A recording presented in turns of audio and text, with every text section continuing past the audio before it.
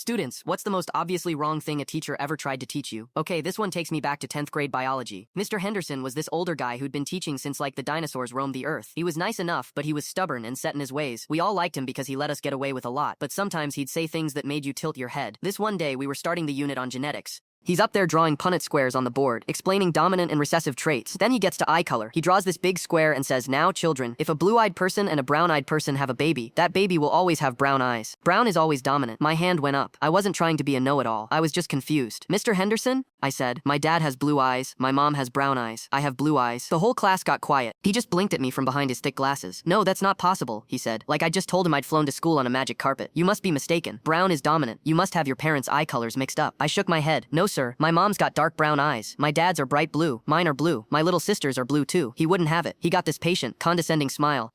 The kind you give a kid who insists the sky is green. "The science is very clear on this," he said, tapping the textbook, which was probably printed before I was born. "There must be a different explanation. Perhaps your grandfather had blue eyes." I just shut up and sat down. What was I supposed to do? Bring my parents in for a paternity test? It became a running joke in our class. Anytime he'd say something definitive, someone would whisper, "Yeah, just like how blue-eyed kids can't exist." But the story doesn't end there. The real kicker came a few weeks later, during parent-teacher conferences. My mom went in to talk to him about my grade. She's sitting there with her very obvious, very dark brown eyes, and Mr. Henderson is going on about my participation. Then he says, "And just one small thing, Mrs. Miller. I think it would be helpful if you and your husband could clarify your eye colors for Sarah. We're studying genetics, and she seems a bit confused about the dominant traits. She's under the impression that she has blue eyes when, clearly, the dominant brown-eyed gene would prevent that." My mom, God love her, just stared at him for a second. Then she started laughing. Not a mean laugh, but a genuine, "You have got to be kidding me" laugh. "Mr. Henderson," she said, still chuckling.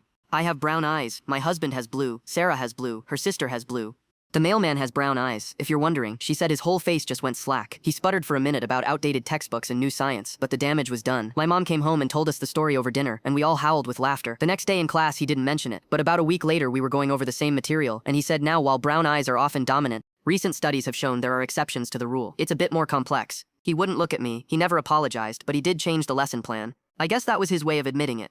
It taught me a bigger lesson than genetics, though. It taught me that sometimes authority figures are just wrong, even when they're sure they're right, and it's okay to question things, even if it's a little embarrassing in the moment. Plus, I got a great family story out of it that we still tell at holidays.